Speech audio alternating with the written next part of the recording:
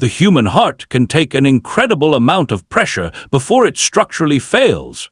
But unlike a reinforced concrete foundation, it doesn't give you a blueprint of the exact moment the cracks will become fatal.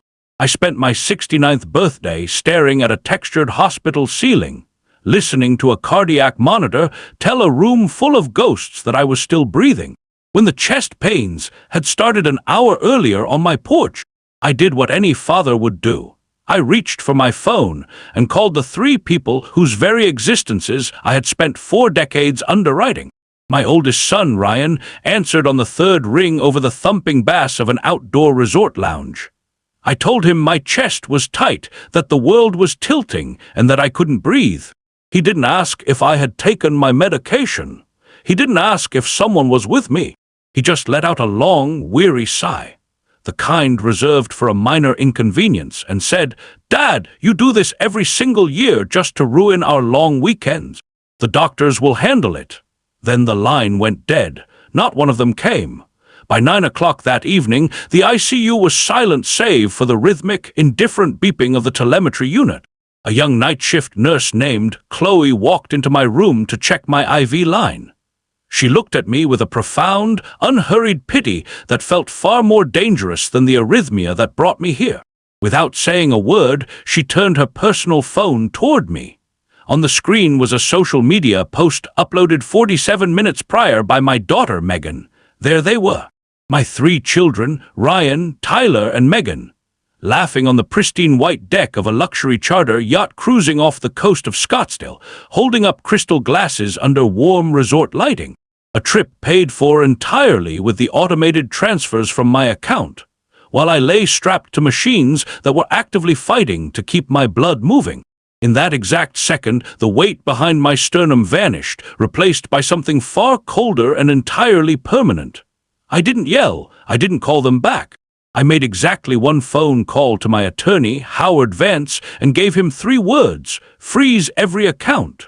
1 hour later, the silence of that hospital room was shattered. 89 missed calls lit up my screen in a frantic, strobe-like sequence. They had finally found their urgency. Before we look at the blueprints of how a lifetime of hard work was systematically dismantled from the inside out, take a brief moment to drop a comment below. Let me know what city or country you are watching from today. I read every single one. Please note, while this narrative reflects deep truths about legacy and boundaries, certain elements have been dramatized for storytelling purposes. My name is Jack Morrison. I am 69 years old, and for 40 years, I built things meant to outlast the men who drew the blueprints. As a structural engineer, I understood load-bearing capacity the way other men understood their own heartbeats. I knew precisely how many tons a beam could support before the microscopic fractures began to compromise the entire frame. My fatal flaw was simple. I never applied that science to my own home. The morning of my birthday had started at 6:15 a.m. without an alarm. The house was too quiet, the kind of stillness that settles into the walls after a long bereavement. I stood by the kitchen counter, drinking coffee in the room my late wife, Margaret, had repainted twice because she could never quite see the difference between cream and ivory.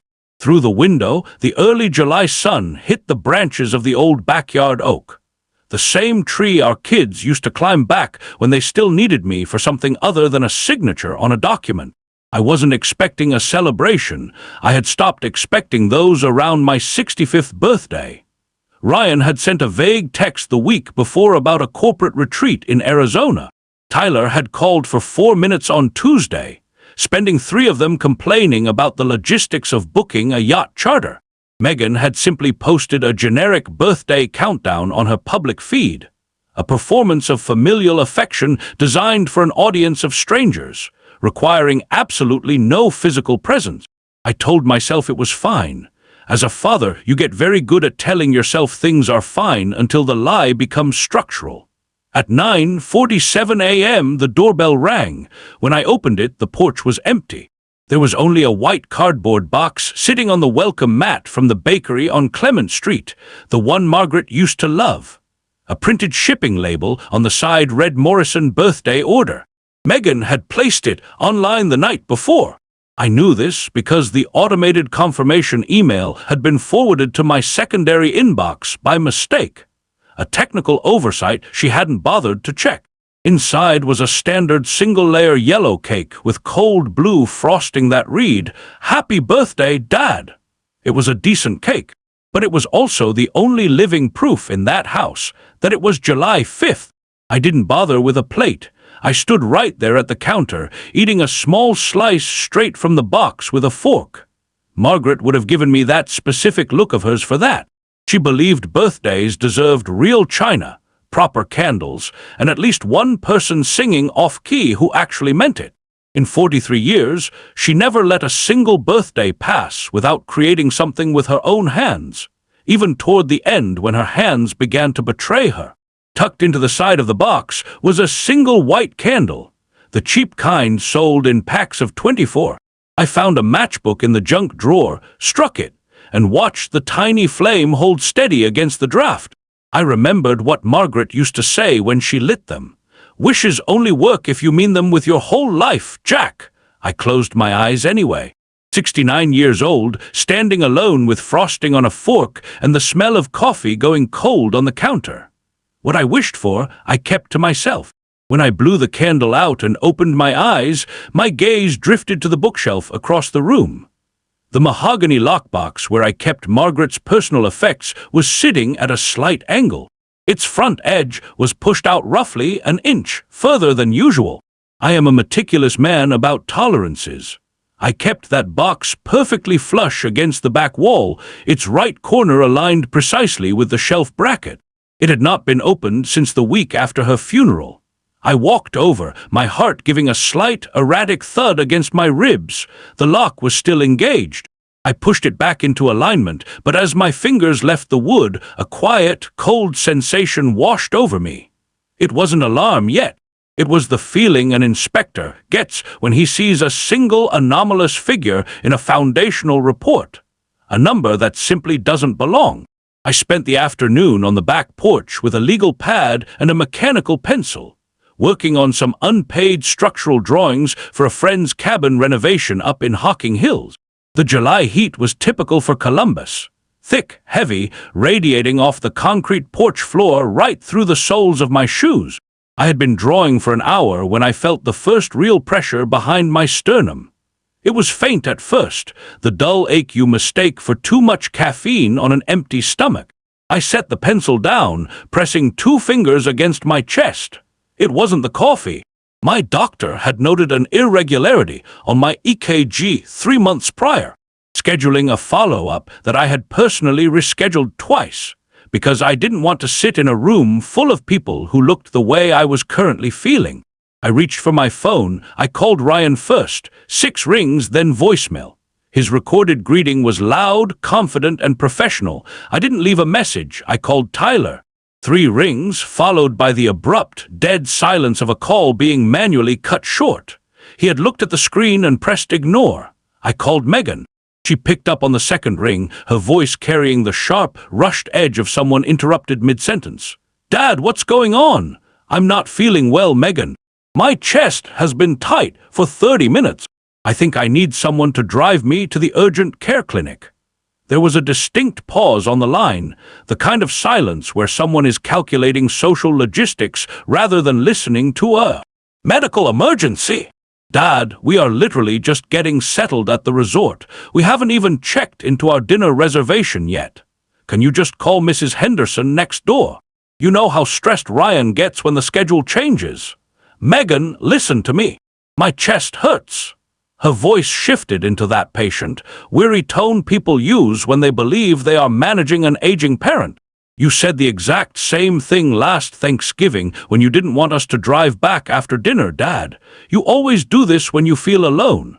Call Carol next door. She's always home." The call lasted exactly 2 minutes and 14 seconds. I sat there as the world began to blur at the edges, watching a cardinal land on the bird feeder Margaret had hung from the oak tree 8 years ago. The pressure didn't fade. It traveled upward into my left shoulder with a heavy, grinding certainty. When I stood up, the porch tilted 45 degrees. My left hand shot out, catching the railing with a grip that turned my knuckles white. The legal pad slid into the dirt below. "I am sorry, Margaret. I thought as my knees gave out against the doorframe. I think I kept my promise very badly." The last thing I heard before the world narrowed to a gray point was the sound of Carol Benton's voice shouting my name through the screen door. She was 72, a retired school librarian who had brought me a casserole every single week after the funeral. She had been watching through her kitchen window. "Jack! Jack Morrison, you stay awake! I'm calling 911 right now." The final image that registered before the lights went out completely was Margaret's portrait on the mantel across the room, 26 years old, laughing at something just out of frame, looking so entirely certain that whatever was coming next was worth turning toward. The hospital smelled of floor wax and sterile air. When Dr. Evans arrived in my ICU room the next morning, he explained the clinical reality: acute decompensated heart failure triggered by a severe arrhythmia. "We've stabilized the rhythm with medication, Mr. Morrison," he said, his voice unhurried and factual. "But you'll be with us for several days. Is there family we should notify?" "My children," I said, my voice sounding like gravel. "Ryan, Tyler, and Megan. Their numbers are in my phone." Chloe, the nurse, handed me the device with a slight hesitation, a small detail I didn't understand until she showed me Megan's yacht photo later that evening. Once the realization of their betrayal settled in, I used my hospital phone to call the two men who had never lied to me. First was my brother, Thomas, a retired high school football coach from Gehenna who lived by an uncompromising internal clock. He picked up immediately. "Jack, Carol called me 2 hours ago. I'm already in the car. I'm 12 minutes away." Next was Howard Vance, my corporate attorney for nearly 2 decades. I gave him the facts without the narrative. When I finished, the line went quiet for 3 seconds. A massive amount of deliberation for a man like Howard. "I want you to sign nothing until I speak with the fraud division at the bank," Vance said. "Do not respond to them. I'll initiate an after-hours escalation with First Midwest tonight. Tonight, Howard, not tomorrow morning." "Understood, Jack. Once we pull this trigger, it changes everything." "Look at the screen, Howard." "Pull it." When Thomas arrived 9 minutes later, still wearing his coaching polo shirt, he stood at the foot of my bed, looking at the yacht photo Chloe had pulled up. He studied it for 11 seconds. Then his jaw tightened with a terrifying rigidity. "That's Margaret's necklace around Sarah's neck," he said. It wasn't a question.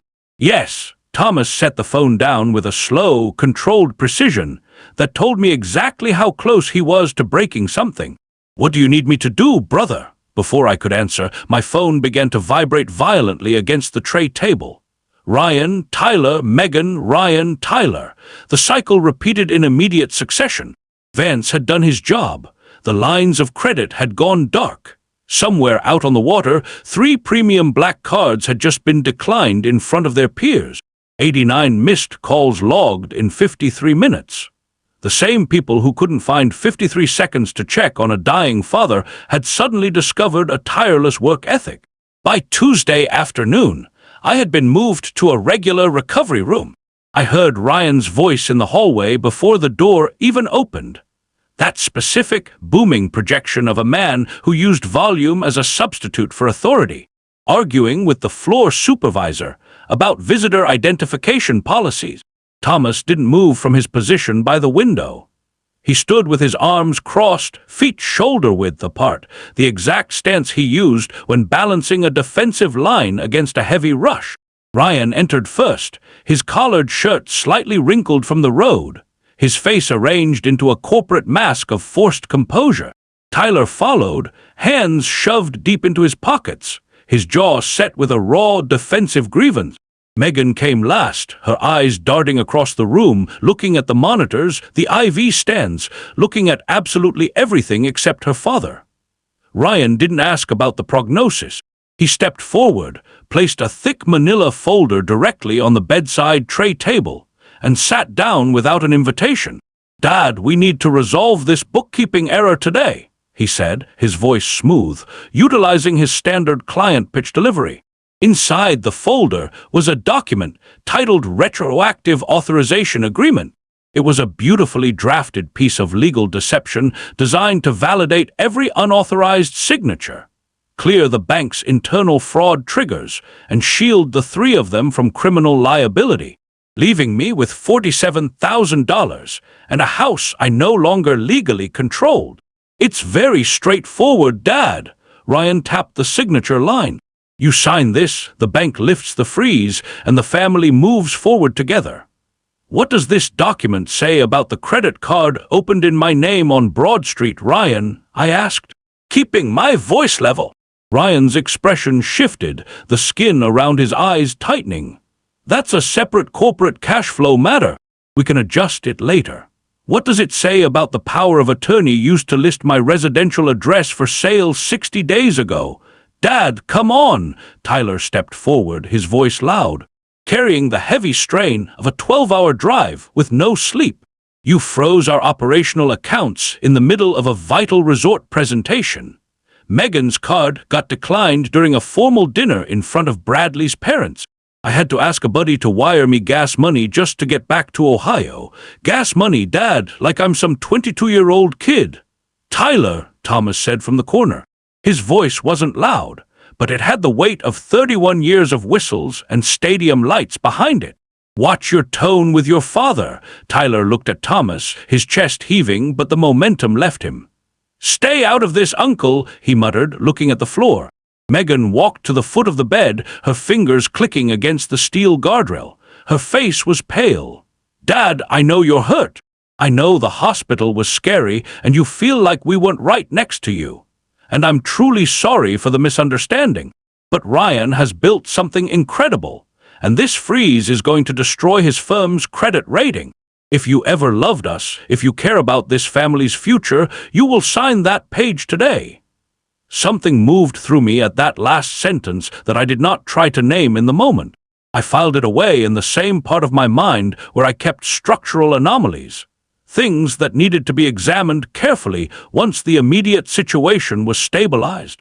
Ryan, what does the document say about the $47,000 remaining in an account that contained $380,018 months ago? The room was quiet in the way rooms get quiet when the people in them have run out of prepared material. Ryan straightened in the chair and his voice dropped to something harder underneath the presentation surface. You are making a serious mistake, he said. You are going to sign that document or I am going to make sure that every person in this family understands that you chose to destroy us over a bookkeeping dispute. I looked at my oldest son. I thought about the bridge project I had worked on in my 32nd year of practice, a pedestrian overpass in Canton that had been built with substandard materials by a contractor who had been very convincing in the bidding process. I had caught it during inspection. The contractor had said I was being difficult. He had said it was a bookkeeping issue. He had said I was going to regret making his life hard over something so small. The bridge was never built. The contractor lost his license. Underneath the pillow beside my right hip, the small digital recorder that Chloe had helped me position before visiting ours was capturing every word. Ohio is a one-party consent state, meaning that a recording is legal so long as one person present in the conversation has consented to it. I had consented to it. I reached out and closed the manila folder with 2 fingers. Get out, I said. Ryan's face did something complicated. Tyler made a sound in his throat. Megan grabbed the bed rail hard enough that her knuckles whitened against the metal. Dad, Ryan started. Thomas, I said. Thomas stepped to the door and opened it. In the hallway, 2 members of the security staff were already waiting. Chloe had called them 14 minutes before my children arrived, which told me she had seen enough in 3 days to know how this visit was going to go. Ryan stood. He buttoned his jacket with the slow, deliberate motion of a man performing composure for an audience. At the door, he turned back and said, "You have no idea what happens to this family if you keep pushing." I looked at him steadily. "I know exactly what happens," I said. "That's why I'm pushing." He left. Tyler followed without another word. Megan paused at the threshold and said in a voice so low I almost missed it, "I never thought you'd do this to us, Dad." She was gone before I could tell her that I had not done anything to them yet. 2 hours later, a man in a gray suit appeared in the doorway carrying a leather briefcase and introduced himself as my attorney. I had never seen him before in my life. The man in the gray suit was good at his entrance. He came through the door with the unhurried confidence of someone accustomed to being the most prepared person in any room, set his briefcase on the floor beside the visitor's chair with a precise click, and introduced himself as Gerald Marsh, attorney at law, retained to assist me with the financial matters currently under review. He handed me a business card. The card was heavy stock, cream-colored with embossed lettering. It looked professional because someone had spent money making it look professional, which is not the same thing as it being real. I had called Vance 40 minutes earlier after Ryan and the others left, and asked him a question that had been forming in my mind since the moment I heard Ryan's voice in the hallway. I asked whether Ryan might try to send someone to the room after the direct approach failed. Vance had said yes immediately and without qualification, the way he said things when he had already considered the possibility and found it probable. He told me what to do if that happened. He gave me one question to ask. He said the answer, or the absence of one, would tell me everything I needed to know. Gerald Marsh opened his briefcase and produced a document that looked at first glance identical to the retroactive authorization Ryan had presented 2 hours earlier. Same formatting, same dense legal language, same signature line at the bottom. He set it on the tray table and uncapped a pen with the smooth motion of a man who expected the next 30 seconds to be transactional. "Mr. Morrison," he said, "I understand this has been an overwhelming few days. My job is simply to help you get this paperwork resolved so you can focus on your recovery. All that's required today is your signature on line 14. I looked at the document, then I looked at Gerald Marsh. "Before I sign anything," I said, "I'd like to understand the indemnification clause." An indemnification clause is a standard provision in legal contracts that specifies which party is responsible for covering losses, damages, or legal costs if something goes wrong. Any competent attorney drafting or presenting a contract would know immediately what the term meant, be able to locate the relevant clause within seconds, and explain its implications without hesitation. It is not an obscure term. It is first-year law school vocabulary. Gerald Marsh blinked. The blink lasted a fraction of a second longer than it should have. "The indemnification," he said with the careful tone of someone buying time, "is addressed in the supplementary provisions." "Which page?" I said. He turned to the back of the document. He turned back to the front. He turned to the middle. His finger moved down a page with the scanning motion of a man reviewing something for the first time rather than a man who had drafted or reviewed it. "It may be incorporated by reference into the primary agreement," he said. "Incorporated by reference from which document?" I said. His jaw tightened. He reached for his briefcase with a movement that was slightly too quick. The movement of someone looking for an exit from a conversation that had stopped going the way they planned. I reached up and pressed the call button above my bed. "I'm going to need you to leave," I said. "And I'm going to need you to leave the document, the briefcase, and the business card on the chair when you go." Gerald Marsh looked at me with the expression of a man recalibrating. He was not angry. He was measuring, the way people measure when they are trying to determine whether the situation can still be salvaged. I had seen that expression on contractors caught with substandard materials. It never preceded anything good. "Mr. Morrison," he started, "you used the phrase supplementary provisions," I said. "That term does not appear in Ohio contract law or in standard legal drafting guidelines for financial authorization documents. A licensed Ohio attorney would know that." I kept my voice even. "You also do not know what page the indemnification language is on in a document you supposedly reviewed before bringing it to me. So, we both know what you are, and we both know that impersonating an attorney in the state of Ohio is a degree felony carrying up to 3 years in prison." His face went through several expressions quickly. None of them were the expressions of a man with a clean conscience. Chloe came in from the hallway. Behind her, moving with the deliberate purpose of people who had been briefed in advance, were two members of the hospital security staff. Thomas was with them. He had returned from the house with the documents I had requested, and had been in the hallway when Chloe radioed the desk. "Sir," the taller security officer said to Gerald Marsh, "I'm going to need to ask you to come with us." Gerald Marsh picked up his briefcase. He left the document and the business card on the chair, whether from compliance or because he realized they were already evidence, I was not sure. At the door, he paused and looked back at me with the flat expression of a man who had just learned that the job he accepted was more complicated than advertised. I looked back at him with the expression of a man who had spent 40 years catching structural failures before they became catastrophes. He left.